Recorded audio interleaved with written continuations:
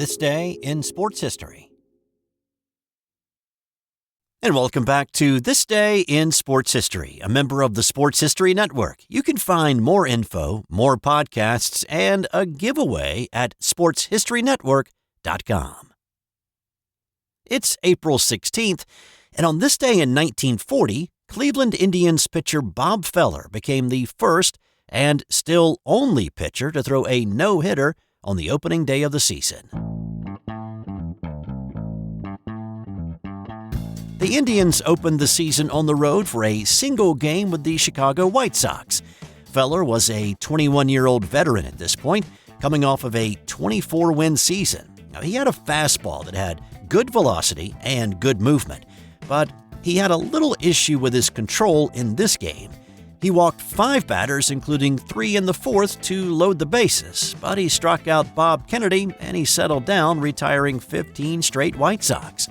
Feller's historic effort was nearly dashed in the 9th inning, though. Here's Bob Feller retelling his story about his memorable day. That brought up the toughest hitter in the American League for me to pitch to, in the person of Taft Wright. The tying run on first, the winning run at the plate. The first pitch was a fastball. He fouled it off to the screen. Then a low ball outside. 1-1. Next pitch, a fastball at the knee, which he pulled between first and second. Ray Mack, a great defensive second baseman, dashed to his left. Back on the grass. He dove, speared the ball, did a complete somersault, threw to first base, and nipped right by less than half a step. The game was over. Indians 1, Sox 0. And I had pitched the first no-hitter on opening day. The closest a pitcher had come to an opening day no-hitter in Major League Baseball before that was back in 1909, when New York Giant Red Ames pitched 9 hitless innings, but with the game still tied, he gave up a hit in the 10th. Feller's opening day no-hitter has not been equaled since. Seattle's Randy Johnson threw 7 innings of no-hit ball in 1994 against Cleveland, and Oakland's Sonny Gray pitched 7 hitless innings on opening day against Texas in 2015. But thanks to digging by MLB.com's Jake Rill, we now know that there has been another opening day no-hitter in professional baseball. Only this one was in the Negro Leagues. On May 5, 1946, Leon Day of the Newark Eagles faced just 29 batters in his no-hitter on opening day of that season to beat the Philadelphia Stars 2-0.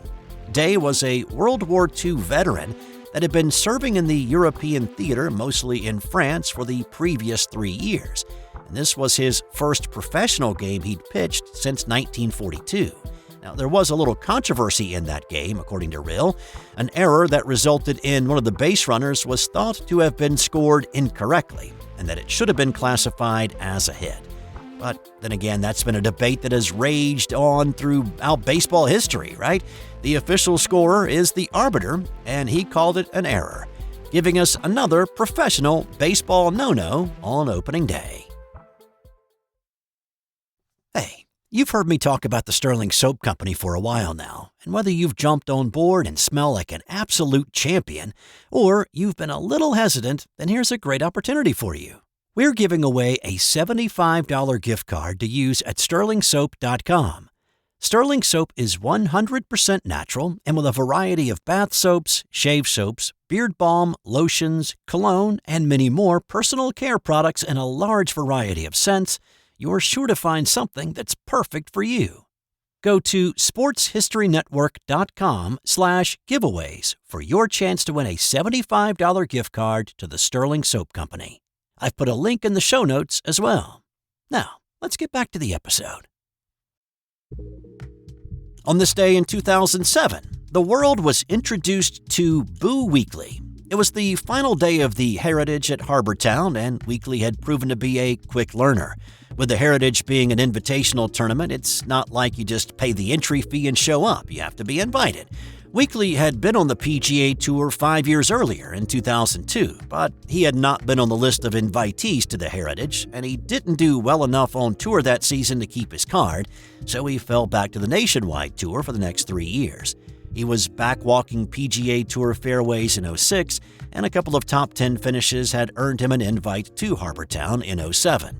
Now, The first time he stepped onto the course was for a practice round a few days before the tourney started. But the course reminded him of the one that he had grown up playing, and he adapted to Harbor Town pretty quickly. By the final round, he was battling it out with Ernie Els for the plaid jacket given to the winner at Harbor Town annually. Now, one thing to know is Sunday had turned so windy that tournament officials halted play and continued on Monday. And what we often see in these tournaments are guys pulling off unreal shots, right? Carving shots around trees, landing a few feet from the pin for tap-in birdies. What we rarely see are these guys looking like a weekend 14 handicapper. Well, on 17, clinging to a one-shot lead over Els, Boo blew his approach shot over the green and it went down a hill into some thick grass. His first attempt to chip it, he feathered it a little bit too much and it came up well short and nearly rolled all the way back to him. So now, he's staring at a bogey or worse. Third shot for Boo Weekley, leading by one. And I was like, all right, let's just get this on the green, make our bogey, let's go to the next hole, try to make a par.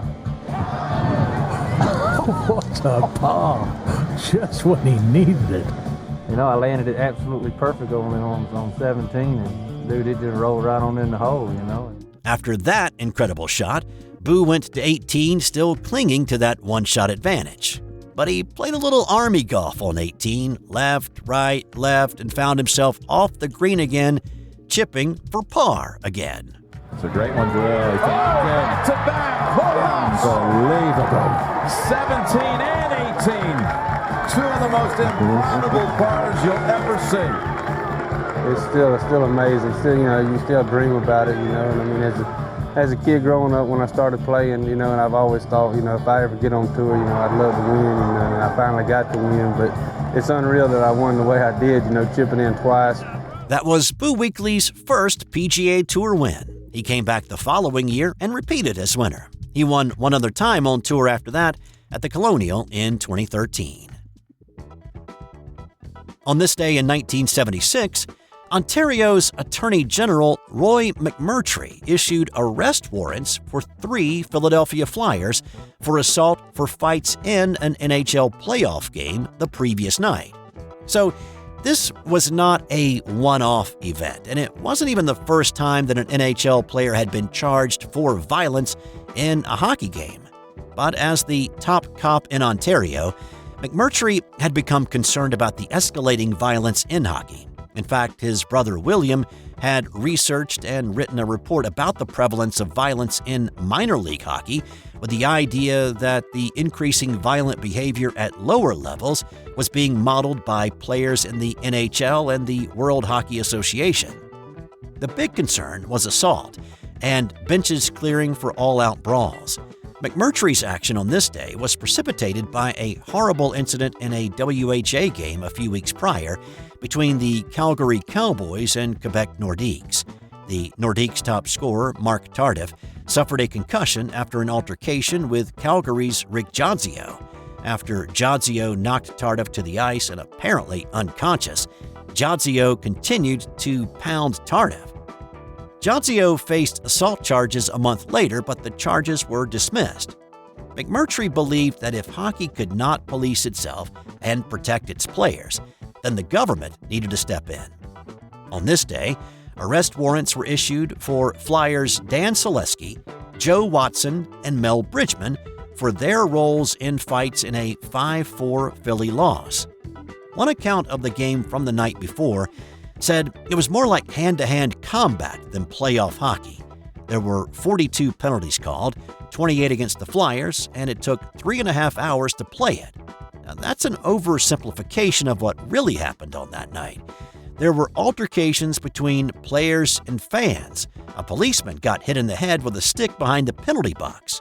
After the game ended, McMurtry was quoted as saying, "I hate to think it may be necessary to send a hockey player to jail before these people wake up to their responsibility. Hockey has to be the only body contact sport in the world that allows fighting, and in fact, in my view, actively encourages it." When the warrants were issued and the players arrested outside their hotel, Flyers officials and fans all decried that the act was a means to disrupt the series in Toronto's favor. Philadelphia's district attorney accused McMurtry of a clear perversion of the office, in which he says, if they were convicted of the crimes in which they were accused, the players faced up to 5 years in prison. Eventually, Joe Watson pled guilty and he paid a fine. The charges against Don Selesky and Mel Bridgman were dropped.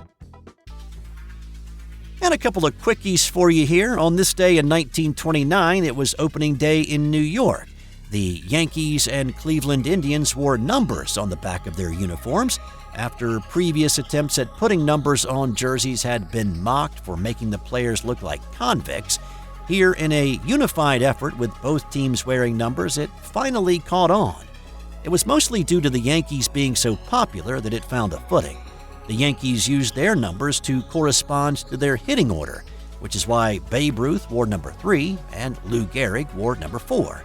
Interesting fact, Gehrig became the first player in any sport to ever have his number retired by a team. He is the only Yankee to ever wear the number 4. In 1996, the Chicago Bulls won their 70th game of the season, topping the previous NBA record of 69, set by the 1972 Lakers. Michael Jordan scored a pedestrian 22 points in the 86-80 win over Milwaukee. The Bulls would go on to win 72 that season and win the NBA title again.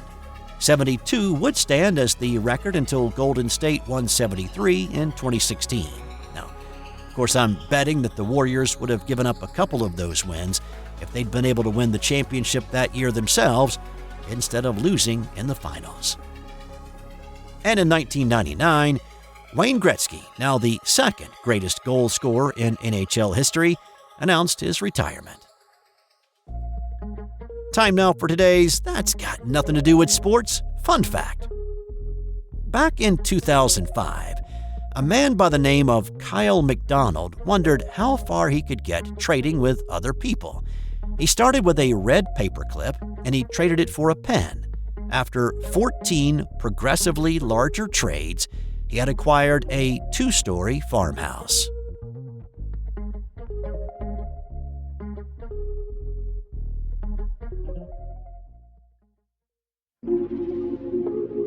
This has been an original Thrive Suite production.